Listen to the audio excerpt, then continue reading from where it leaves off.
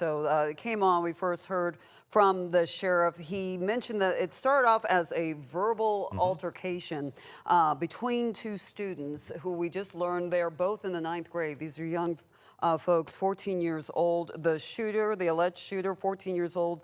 The victim is a 9th grader. Apparently, a shot was fired. Then the alleged shooter ran from the school, and school resource officers stayed with the victim to render aid. And the accused shooter ran from the school about a half mile away in Huntington Hills, is where he was discovered and was taken in without incident after that. Yeah, again, a verbal altercation turned into a physical altercation, and then a gun pulled out, and one student injured the other. Caught. Elizabeth Hunter has been in and around the campus of Warner Robins High School for several hours now, bringing us information. Let's join Elizabeth right now.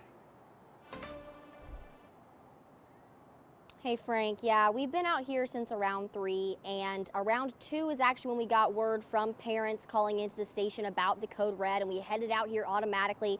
When we got here around 3, there were dozens of law enforcement officials on scene. They had South Davis Drive blocked off from Demon Valley Drive all the way down to Martin Luther King Jr. Boulevard. They had that blocked off until about 4:15 today. Jennifer Jones, the Houston County School District PIO, sent an email saying that they began dismissal around 3:45. They started with those bus riders, then moved to car riders, then they moved to student drivers, and then they released the walkers. But it wasn't until about 5:45 when all of the law enforcement officials actually exited the scene from Warner Robins High School, and there are still 1 or 2 cars behind me in the parking lot that are still around, just continuing to gather that evidence from the school. As we heard during the press conference, students will not be at school on Thursday or Friday. Teachers and administrators will be on campus, but students will not be on campus.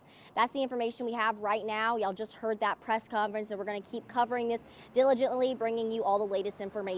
Live in Warner Robins, Elizabeth Hunter, 13 WMAZ News. Thank you so much, Elizabeth.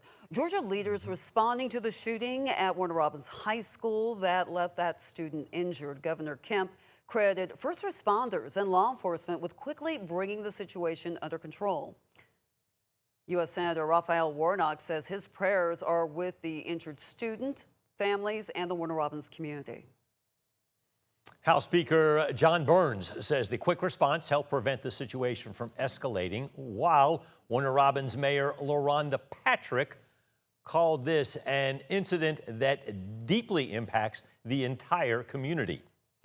And Republican gubernatorial candidate Rick Jackson also offering prayers for the students, families, and school staff.